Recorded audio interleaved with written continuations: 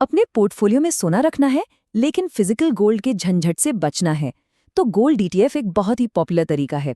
पर दिक्कत ये है कि जब बाजार में इतने सारे गोल्ड ईटीएफ हों और सब एक जैसे दिखते हों तो सही वाला कैसे चुने। आज हम इसी सवाल का जवाब ढूंढने के लिए एक फ्रेमवर्क पर बात करेंगे। तो सबसे बड़ा सवाल यही है, बाहर से देखने पर तो सब एक ही जैसे चमकते हैं, है ना? पर क्या सच में सारे गोल्ड ईटीएफ एक जैसे होते हैं? क्या उनकी परफॉर्मेंस और रिस्क प्रोफाइल भी एक जैसी होती है? चलिए इसी सवाल की गहराई में उतरते हैं। तो आज हम क्या क्या देखने वाले हैं। सबसे पहले हम गोल्ड ईटीएफ चुनने की इस दुविधा को समझेंगे, फिर कुछ खास मैट्रिक्स को डिकोड करेंगे जो एक एनालिस्ट की तरह सोचने में मदद करते हैं। इसके बाद हम असल दुनिया के डेटा पर एक नज़र डालेंगे, उन नंबर्स के पीछे की कहानी को जानेंगे और आखिर में देखेंगे कि ये सब एक निवेशक की रणनीति से कैसे जुड़ता है। तो दुविधा की शुरुआत यहीं से होती है।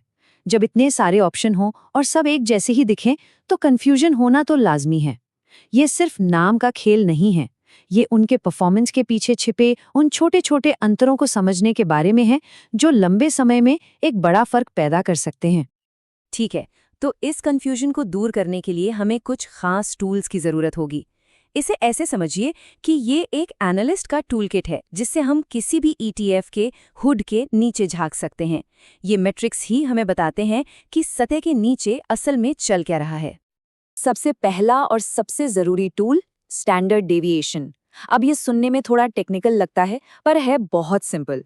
ये बस ये मापता है कि ईटीएफ के रिटर्न में कितना उतार चढ़ाव है, यानी वो कितना वॉलेटाइल है।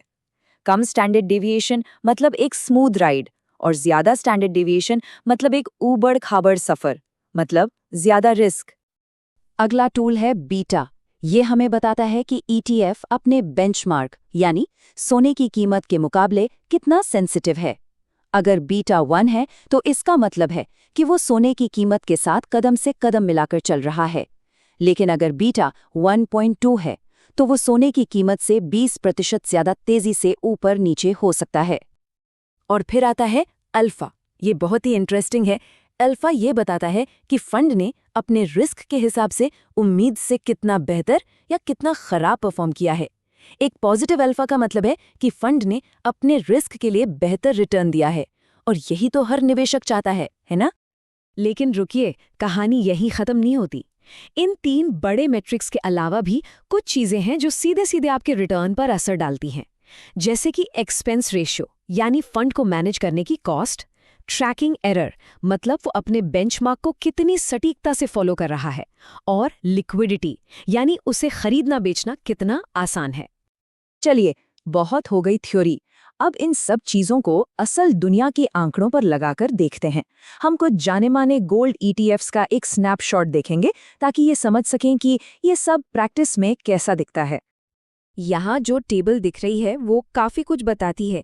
देखिए, निप्पॉन और एसबीआई के लिए तो हमें तीनों ज़रूरी मैट्रिक्स मिल गए, लेकिन एक्सिस को देखिए, यहाँ अल्फ़ा और बीटा गायब है। और आईडीबीआई के केस में एक स्टडी में तो बहुत ही हाई अल्फ़ा दिख रहा है। ये डेटा में गैप्स को साफ दिखाता है। और ये बहुत बहुत ज़रूरी बात है। पब्लिक प्लेटफॉर्म पर अक्सर पूरा डेटा मिलता ही नहीं। तो इसका मतलब क्या है? इसका मतलब है कि थोड़ी मेहनत खुद करनी पड़ेगी। किसी भी निवेश का फैसला करने से पहले फंड हाउस से सीधे उनकी लेटेस्ट फैक्ट शीट या रिस्क रिपोर्ट मांगना एक बहुत ही समझदारी भरा कदम है। ठीक है, तो हमारे पास अब कुछ नंबर्स हैं, लेकिन इन नंबर्स का असल में मतलब क्या है? चलिए अब इनको डिकोड करते हैं और समझते हैं कि ये किसी भी इन्वेस्टमेंट के रिस्क और परफॉर्मेंस के बारे में क्या कहानी बता रहे हैं। आइए एक नंबर पर फोकस करते हैं, -0.57। तो ये नंबर -0.57 ये क्या बता रहा है? ये निप्पॉन इंडिया गोल्ड बीज ईटीएफ का अल्फा है और इसका सीधा सा मतलब ये है कि फंड ने अपनी फीस और रिस्क के हिसाब से उम्मीद से थोड़ा कम परफॉर्म किया है। ये हमें दिखाता है कि सिर्फ रिटर्न देखना काफी नहीं होता है। अल्फा एक ज्यादा गहरी और सच्ची तस्वीर पेश करता है। अब जरा वोलेटिलिटी यानी स्टैंडर्ड डेविएशन पर नजर डालते हैं। ये चार्ट बिल्कुल साफ साफ दिखा रहा है कि रिस्क लेवल कैसे अलग अलग हैं। निप्पॉन और एसबीआई लगभग 11 से 12% के पास हैं।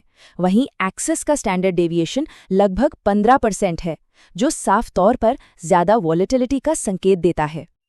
तो अब जब हमें डेटा को पढ़ना आ गया है तो सबसे ज़रूरी कदम आता है इसे अपनी इन्वेस्टमेंट स्ट्रैटेजी से जोड़ने का। क्योंकि देखिए, सबसे अच्छा ETF वो नहीं है जिसके नंबर्स सबसे अच्छे हैं, बल्कि वो है जो किसी निवेशक के अपने लक्ष्यों और रिस्क लेने की क्षमता के साथ फिट बैठता है।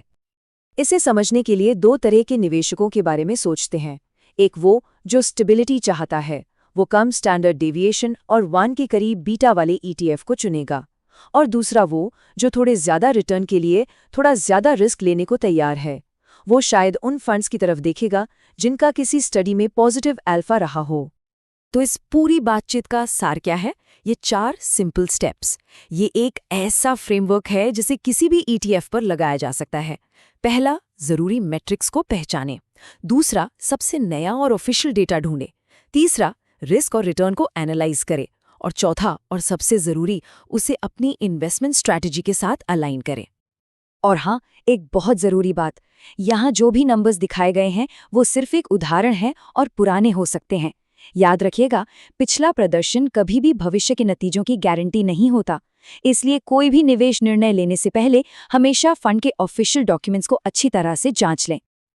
तो अब जब हमारे पास ये सारे टूल्स हैं, तो असली सवाल ये नहीं रह जाता कि सबसे अच्छा ETF कौन सा है। असली सवाल कुछ और है। वो ये कि एक लॉन्ग टर्म पोर्टफोलियो के लिए रिस्क का असल में मतलब क्या होता है। ये एक ऐसा सवाल है जो हर निवेशक को खुद से पूछना चाहिए।